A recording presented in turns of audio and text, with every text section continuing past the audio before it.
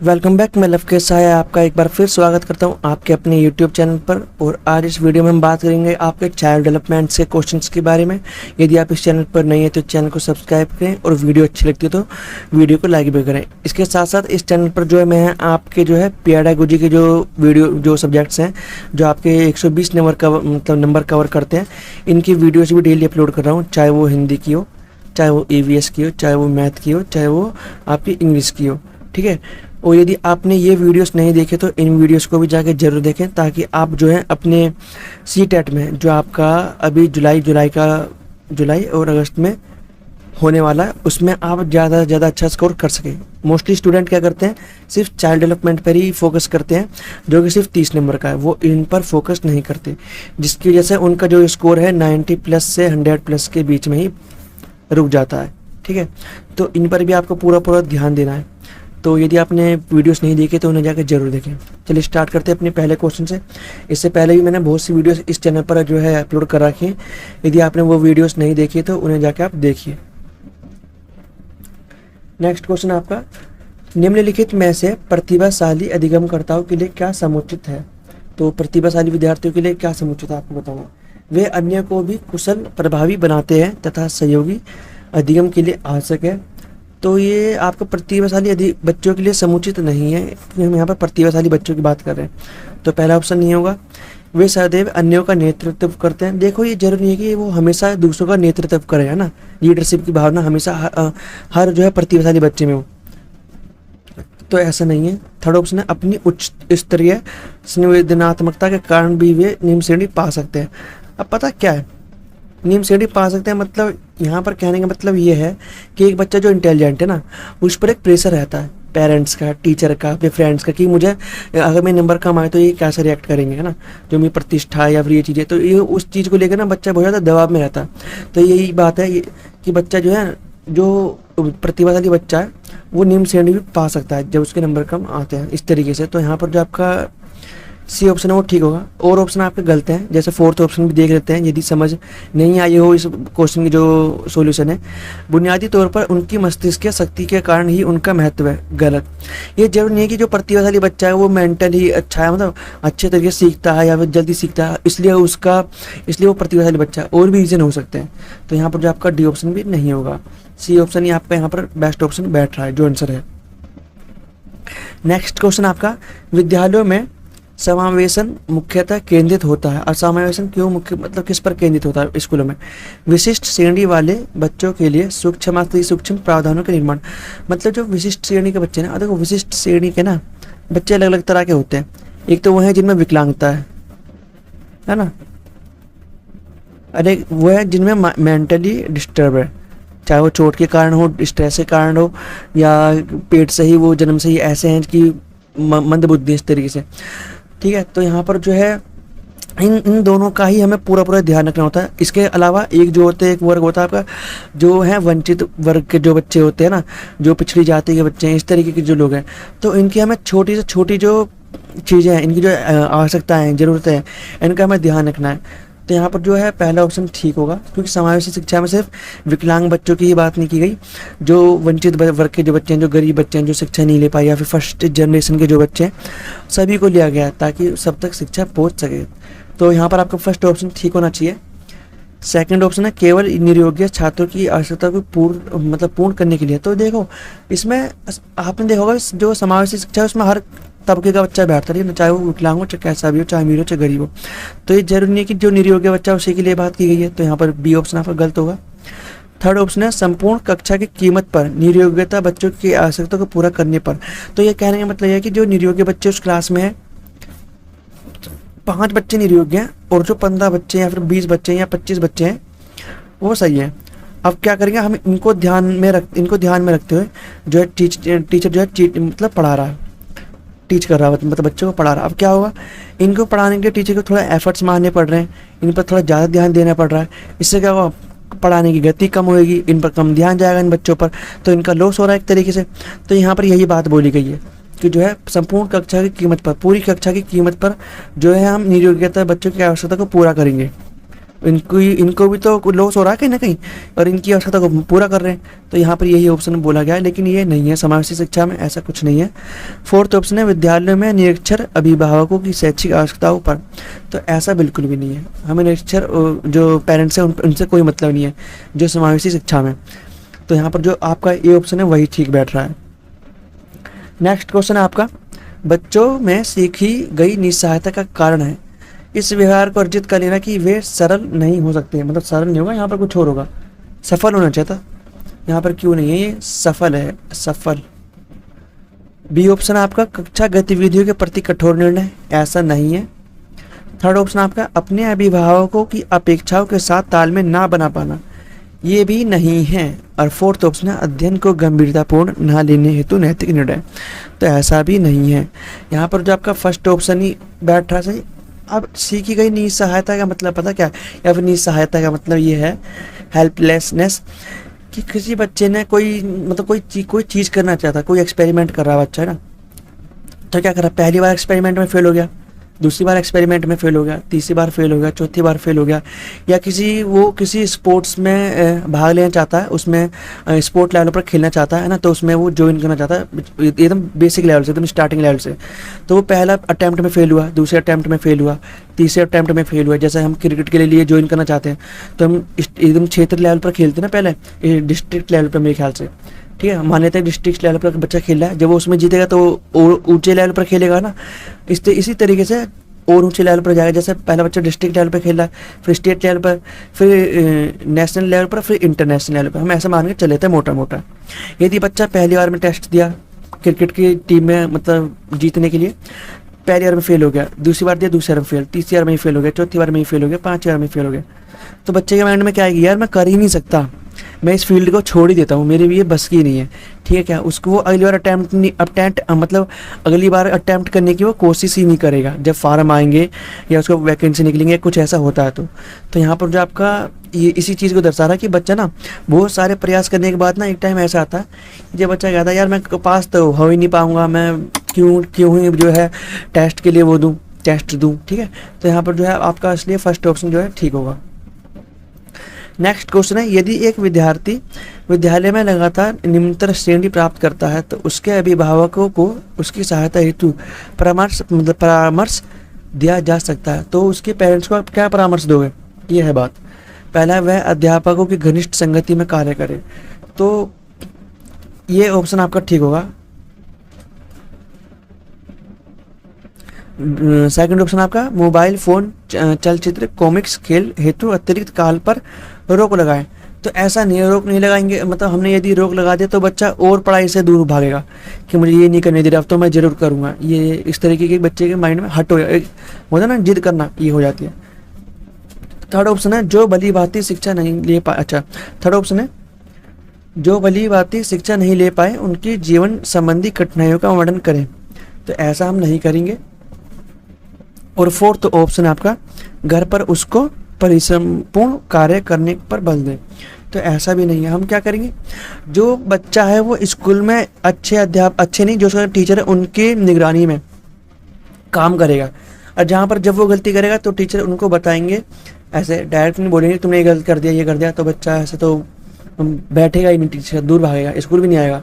हम उसे indirect way में समझाने की कोशिश करेंगे कि उसने कहाँ गलती करी है, उसको खुद में ये समझ आएगा कि यार मैंने यहाँ गलती कर दी है। तो ये एक तरीका है बच्चों को पढ़ाने का, उनको पढ़ाई में लगातार लगाए रखने का। तो यहाँ पर जो आपका ए ऑप्शन है वही ठीक बैठ रहा है। नेक्स्ट क्वेश्चन आपका, निम्नलिखित में से समस्या समाधान को क्या बाधित नहीं करता। समस्या समाधान को क्या बाधित नहीं करता, देखो इनसाइट समस्या समाधान को बाधित नहीं करती।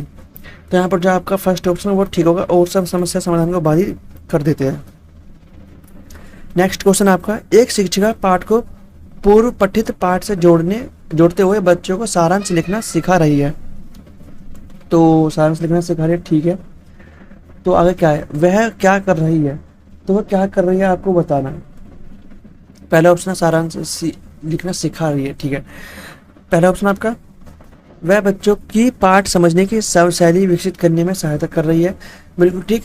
और देखो क्या है, जब टीचर ने कोई चैप्टर नंबर 3 पढ़ाया और जब टीचर जो है चैप्टर नंबर 3 को रिलेट मतलब 4th चैप्टर को रिलेट कर रही है अपने पिछले वाले चैप्टर से, और उनको सिखा रही है कि देखो इस चैप्टर में देखो ये भी चीज़ पिछले चैप्टर से रिलेटेड ये पॉइंट्स हैं, ये चीज़ है, ये टॉपिक हमने पढ़ा था।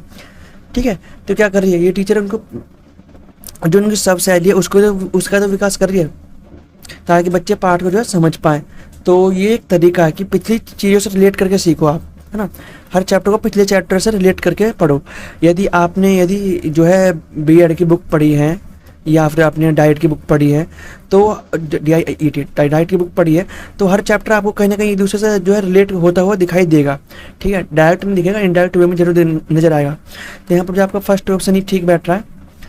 और ऑप्शन आपके क्या है, वह बच्चों को संपूर्ण पाठ्य वस्तु को पूर्ण रूप से ना पढ़ने की आवश्यकता पर संकेत दे रही है, गलत। वह आकलन के दृष्टिकोण से पाठ्य वस्तु के महत्व को पुनर्बलित कर रही है, गलत। आकलन तो कर ही नहीं रही। वह विद्यार्थी को सामर्थ्य अनुकूल स्मरण करने को प्रेरित कर रही है कि याद करने पर जो है बल दे रही है, तो ऐसा भी नहीं है। तो आपको जो फर्स्ट ऑप्शन यहाँ पर सही बैठा हुआ था। नेक्स्ट क्वेश्चन है आपका, निम्नलिखित में से कौन सी समान प्रकार की त्रुटि कर सकते हैं। तो अधिकाधिक सामान्यकरण, सरलीकरण, विकासात्मक, अत्यधिक संशुद्धता। तो देखो यहाँ पर जो आपका जो आंसर जो बताते हैं इसका ये ओवर जनरलाइजेशन है, ओवर जनरलाइजेशन। निम्नलिखित में से कौन सी समान प्रकार की त्रुटियां कर सकते हैं। सरलीकरण नहीं होगा, विकास डेवलपमेंटल कोई वो नहीं होता, ठीक है ना, ये नहीं है। अत्यधिक संशोधिता ये भी नहीं है। तो यहाँ पर जो आपका फर्स्ट ऑप्शन भी ठीक है। नेक्स्ट क्वेश्चन आपका, परीक्षा में तनाव निष्पत्ति को प्रभावित करता है, यह तथ्य निम्नलिखित में से किस प्रकार के संबंध को स्पष्ट करता है। संज्ञानात्मक और भावनात्मक तनाव को मतलब जो संबंध है इसको लोप को नहीं करता, निष्पत्ति नहीं, संज्ञानात्मक। तो यहाँ पर जो आपका ए ऑप्शन ही सही बैठ रहा है कि जो है संज्ञान को जो संबंधित है आपके भावों से। जब आप तनाव में होते हो तो आपका जो है निष्पादन प्रभावित होता है, आपकी हार्ट बीट तेज हो जाती है, सांसें तेज आने लगती है, हाथ पैर ठंडे पड़ने लगते हैं। ये कुछ सिम्टम्स हैं जब आप जो है एग्जाम में बैठते हो और आप जब तनाव में होते हो एग्जाम क्वेश्चन पेपर को देखने के बाद। तो ए ऑप्शन आपका ठीक होगा। नेक्स्ट क्वेश्चन है आपका, एक अध्यापक उस बच्चे के साथ परामर्श करते हैं जिसकी निष्पत्त्यात्मकता प्रगति एक दुर्घटना के पश्चात अनुकूल नहीं है।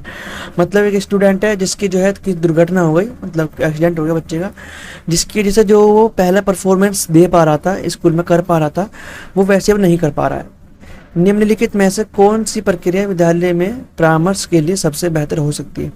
तो आप परामर्श के लिए कौन सी जो है प्रक्रिया को अपनाएंगे स्कूल में। यह एक उपशामक उपाय है ताकि लोग अपने को आरामदायक महसूस कर सकें। यह एक उपशामक उपाय है ताकि, नहीं ये ऑप्शन तो होगा नहीं, कुछ अलग ही बात कर रहा है ऑप्शन, तो समझ से ही बाहर है। उपशामक क्या होता है नहीं पता। सेकंड ऑप्शन यह है अपने विचारों द्वारा खोज करने हेतु लोगों में आत्मविश्वास का निर्माण करता है। ठीक है, मान लेते हैं एक बार के लिए आंसर हो सकता है। थर्ड ऑप्शन है विद्यार्थियों को भविष्य के लिए विकल्पों को चुनने हेतु यह एक अच्छा संभावित परामर्श है, गलत। ये तो ये परामर्श थोड़ी ना है। और फोर्थ ऑप्शन है इस कार्य को केवल अनुभवी कुशल व्यावसायिक विशेषज्ञ से कराया जा सकता है, तो ऐसा भी नहीं है। अब देखो जो बच्चा दुर्घटनाग्रस्त हो चुका है और जो परफॉर्मेंस कम हो चुकी है, हम उससे ये करेंगे कि यह अपने विचारों को द्वारा वो अपने थॉट्स के थ्रू जो है खोजबीन करेगा और लोगों में ये आत्मविश्वास का निर्माण होगा। ठीक है, तो यहाँ पर जो आपका बी ऑप्शन ठीक होगा। अब देखो क्या, जो बच्चा जिसकी निष्पत्ति पहले जैसी नहीं रही दुर्घटना के कारण, जो मेंटल वर्क कर रहा था उसमें तो दिक्कत आई कहीं ना कहीं, और हाथ पैर से भी, अगर हाथ पैर में भी चोट लगे तो उसमें भी दिक्कत है। तो क्या करेगा, उसमें ये विश्वास होना चाहिए कि वो जो है चीज़ों को कर सकता है ना, और वो खोजबीन करके चीज़ों को कर सकता है, विचार उसके ऐसे होने चाहिए। तो यहाँ पर जो आपका बी ऑप्शन है वो ठीक होगा। नेक्स्ट क्वेश्चन आपका, एक विद्यार्थी उच्च स्तरीय सृजनशील रंगमंचीय कलाकार बनना चाहता है, उसके लिए निम्नलिखित में से कौन सा उपाय सबसे कम प्रेरक है। तो सबसे कम प्रेरक कौन सा होगा, एक बच्चा जो उच्च स्तरीय सृजनशील है और रंगमंच कलाकार बनना चाहता है, मतलब एक्टर है ना या आर्टिस्ट बना, मतलब एक्चुअली एक्टर ही बोलिए, रंगमंच कलाकार। ठीक है, तो राज्य स्तरीय प्रतियोगिताओं को जीतने का प्रयास करना ताकि छात्रवृत्ति पाई जा सके। तो देखो बच्चा ना इंटरनली मोटिवेटेड है और वो कलाकार बनना चाहता है। ठीक है, उसका मोटिव ये नहीं है कि मैं कलाकार बनूंगा तो मुझे पैसे मिलेंगे, मतलब पैसे कमाना उसका मोटिव नहीं है। तो छात्रवृत्ति मिले या ना मिले इससे कोई जो है फ़र्क नहीं पड़ता, लेकिन उसको जो है कलाकार बनना है, तो मैटर ये करता है। तो पहला ऑप्शन आपका सबसे कम प्रेरक होना चाहिए ना, तो ठीक है, ये तो सब कम प्रेरक है, ठीक है। अपने रंगमंच कलाकार साथियों के साथ समानुभूतिपूर्ण स्नेह तथा सहयोगी संबंध विकसित करना, ये तो करेगा, ये तो पॉजिटिव है। उन रंगमंच कौशलों को अधिक समय देना जिनसे वह प्रफुल्लित होता है, तो ये भी ठीक है। जिनको करने से अच्छा लगता है उसको, वो ऐसी जो है कलात्मक जो है चीज़ें करेगा। यदि जैसे डांस भी होता है ना, आपका डांस भी अलग अलग तरह का होता है, जैसे आपका भरतनाट्यम होता है ना, कुचिपुड़ी होता है, आपका कथक होता है, कथकली होता है। तो जिस चीज़ में वो फील्ड में अच्छा है उससे संबंधित वो जो है काम करेगा और उसमें वो आगे बढ़ेगा, जिससे उसको आनंद मिलता है, वो वैसे ही एक्टिविटीज़ करेगा। तो सी ऑप्शन भी आपका होगा, ये भी पॉजिटिव है।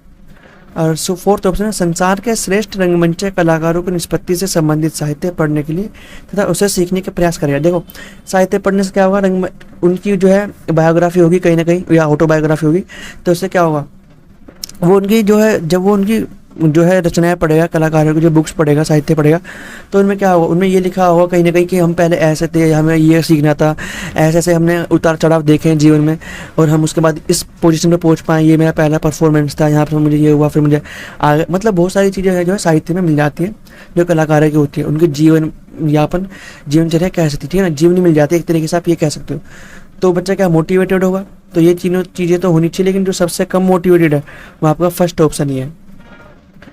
नेक्स्ट क्वेश्चन आपका, इनमें से कौन सा सिद्धांतकार यह मत स्पष्ट करता है कि बच्चे अपनी वृद्धि व विकास हेतु कठोर अध्ययन करते हैं? तो ये बात किससे संबंधित है, आपका है मैस्लो या मास्लो, ठीक है। नेक्स्ट क्वेश्चन आपका, निम्नलिखित में से कौन सा तत्व कक्षा के अधिगम हेतु सहायक हो सकता है? तो कौन सा तत्व कक्षा के अधिगम के लिए है, क्लासरूम के अंदर लर्निंग हो रही है उसके लिए हेल्पफुल होगा? पहला ऑप्शन है बच्चों को अधिगम हेतु प्रेरित करने के लिए परीक्षणों की संख्या को बढ़ाना। देखो, परीक्षण की संख्या बढ़ाने से बच्चे जो प्रेरित नहीं होंगे, तो पहला ऑप्शन नहीं होगा। अध्यापकों द्वारा बच्चों की स्वायत्तता को बढ़ावा व सहायता देना। स्वायत्तता है कि बच्चे खुद करेंगे, ठीक है, कि मुझे खुद करना है, मैं टीचर पर डिपेंड नहीं हूँ, मैं अपने ग्रुप पर भी डिपेंड नहीं हूँ, मैं खुद करूँगा। तो ऐसी जो है चीज़ें बच्चे में हमें डेवलप करनी है, ठीक है, ये इस तरह की जो मेंटेलिटी बच्चे में डेवलप करनी है, जिससे बच्चा क्या होगा, किसी खुद करने के लिए आगे बढ़ेगा, खोजबीन करेगा इस तरीके से। तो ये सहायता मतलब यही हेल्प करेगी आपकी जो है, तो यहाँ पर जो आपका बी ऑप्शन ठीक होगा। नेक्स्ट ऑप्शन है आपका, समानता बनाए रखने के लिए किसी एक अनुदेशन पद्धति पर टिके रहना। तो किसी एक ही पद्धति पर टिके रहेंगे, ऐसा भी गलत है। फोर्थ ऑप्शन है, कालांश की अवधि को 40 मिनट से 50 मिनट तक कर देना, कि हम टाइम ज़्यादा बढ़ा देते हैं ताकि बच्चे जो है जो क्लास में जो अच्छी तरीके से सीख पाए। तो ये भी एक तरीका नहीं है, ये कोई सहायक अधिगम, ये हेल्प नहीं करेगी, ठीक है। तो यहाँ पर जो आपका बी ऑप्शन है वही ठीक बैठ रहा है। नेक्स्ट क्वेश्चन है आपका, परिपक्व विद्यार्थी, और क्या परिपक्व विद्यार्थी इस बात में विश्वास करते हैं कि उनके अध्ययन में भावनाओं का कोई स्थान नहीं होता। ऐसा नहीं है, भावनाओं का स्थान होता है, ऐसा कोई परिपक्व विद्यार्थी नहीं कहता कि भावनाओं का स्थान नहीं होता। दूसरा ऑप्शन है, अपनी बौद्धिकता के साथ अपने सभी प्रकार द्वंद्वों का शीघ्र समाधान कर लेते हैं। ये तो विशेषता है, और शीघ्र समाधान कर लेते हैं ये कहना गलत होगा। समाधान करें ठीक है, लेकिन शीघ्र समाधान एकदम तो थोड़ा डाउटफुल है, ठीक है ना। थर्ड ऑप्शन है, अपने अध्ययन में कभी कभी भावनाओं की सहायता चाहते हैं। बिल्कुल ठीक। अब कोई चीज़ ऐसी है जो रूल्स के अकॉर्डिंग तो गलत है, लेकिन अगर यदि हम ह्यूमैनिटी को देखें तो उसके लिए ठीक है, तो भावनाएं वहाँ पर क्या करेंगी, हेल्प करेंगी। तो यहाँ पर जो आपका सी ऑप्शन है वो ठीक होगा। फोर्थ ऑप्शन है, कठिन परिस्थितियों में भी अध्ययन से विचलित नहीं होना। अब देखो, कठिन परिस्थितियों में अध्ययन से विचलित हो भी सकते हैं, नहीं भी हो सकते हैं, तो ये कोई जरूरी नहीं है, लेकिन ये जरूरी है कि अपने अध्ययन में कभी कभी भावनाओं की सहायता चाहते हैं। तो आपका जो सी ऑप्शन है वो ठीक होगा। नेक्स्ट क्वेश्चन आपका, पूर्व विद्यालय में पहली बार आया बच्चा मुक्त रूप से चिल्लाता है। 2 वर्ष बाद वही बच्चा जब प्राथमिक विद्यालय में पहली बार जाता है तो अपना तनाव चिल्लाकर व्यक्त नहीं करता, अपितु उसके कंधे व गर्दन की पेशियां तन जाती हैं। उसके इस व्यवहारिक परिवर्तन का क्या सैद्धांतिक आधार हो सकता है? तो क्या आधार हो सकता है? विकास क्रमिक प्रकार से होता है। देखो, ये नहीं है क्रमिक प्रकार से, मतलब ये जो डेफिनेशन ये क्रमिक प्रकार से नहीं दिखा रही, तो पहला ऑप्शन आपको गलत होगा। निरंतर होता है, इसमें निरंतरता की कोई बात नहीं गई, ऑप्शन जो ऊपर पूरी बात बोली गई है, तो दूसरा ऑप्शन भी नहीं होगा। अलग अलग लोगों में विकास भी भिन्न भिन्न होता है। और देखो, कोई भी बच्चा हो जो मतलब हर बच्चे इस चीज़ को दर्शाते हैं। कुल मिला के बात ये है। तो ये नहीं है कि व्यक्तिगत विभिन्नता यहाँ पर कुछ रोल प्ले कर रही है, तो ऐसा भी नहीं है। फोर्थ है विभेदित एवं एकीकरण। ये सिद्धांत आपका इसी चीज़ को दर्शा रहा है, विभेदित एवं एकीकरण को दर्शा रहा है। और ये चीज़ यहाँ पर बोली गई है, बस जो है डेफिनेशन, जब डेफिनेशन बस एग्जाम्पल दूसरा है, तो यहाँ पर जो है डी ऑप्शन आपका ठीक होगा। और फाइनल क्वेश्चन इस वीडियो का, निम्नलिखित में से कौन सा कथन सत्य है? अनुवांशिक बनावट व्यक्ति की परिवेश की गुणवत्ता के प्रति प्रत्युत्तरात्मकता को प्रभावित करती है, ठीक है, प्रभावित करती है, ठीक है, करता है। बी ऑप्शन आपका गोद लिए गए बच्चों का वही बुद्धि लब्धि होगा जो गोद लिए गए उनके सहोदर भाई बहनों का होगा, तो ऐसा नहीं है। पहला ऑप्शन आपका ठीक है, दूसरा गलत है। अनुभव मस्तिष्क के विकास को प्रभावित नहीं करता है। विद्यालयकरण का बुद्धि पर कोई प्रभाव नहीं पड़ता है। तो आपका लास्ट के 3 ऑप्शन गलत हो गए, तो आपका एक ही ऑप्शन बचता है जो फर्स्ट है, कि अनुवांशिक जो बनावट है ना व्यक्ति की, जो परिवेश की जो गुणवत्ता के प्रति प्रत्युत्तरात्मकता को प्रभावित करती है।